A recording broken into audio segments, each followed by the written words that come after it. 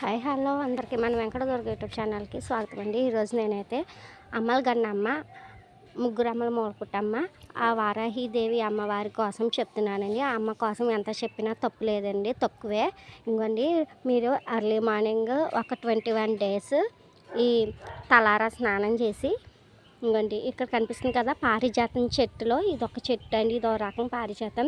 మీ దగ్గర ఎలాంటి పారిజాతం పువ్వులున్నా నాటనివ్వండి. ఆ 108 పువ్వులతో ఆ అమ్మవారికి అర్చించి సాంబ్రాణి ధూపం వేసి తర్వాత అమ్మకి ఇష్టమైన కందదీపం ఒకటి వెలిగించి, ఆ కందదీపంతో ఆ కందదీపంలో కొంచెం నూనె పోసి ఆవు నెయ్యి ఒత్తులు చేసుకుని అందులో వేసి, ఆ కందదీపం అన్నది ఎంత మన భక్తి శ్రద్ధలతో ఎంత అలా వెలిగిస్తే ఆ కందదీపం ద్వారా అమ్మవారు సంతోషించి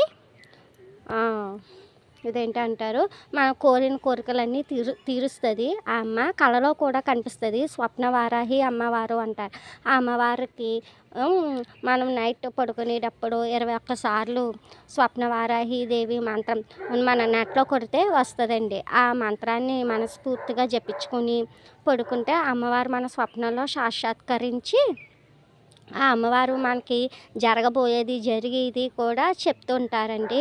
నాకే అవ్వింది అలాగా, చాలా నిదర్శనం అండి. ఆ అమ్మ ఆ వారాహిదేవి అమ్మ అమ్మవారికి భూమిలో దొరికిన నైవేద్యాలు, భూమి ద్వారా వచ్చిన నైవేద్యాలు, భూమి ఉంటుంది కదండి, కంద, చిలకడ దుంపలు అమ్మకంటే చాలా ఇష్టం అండి. చెరుకు, చిలకడ దుంపలు.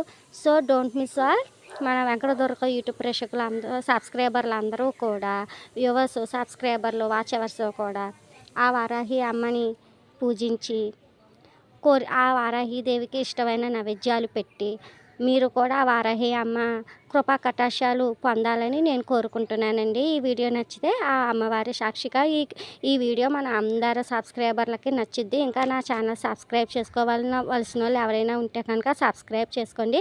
జై వారాహిదేవి, జై జై.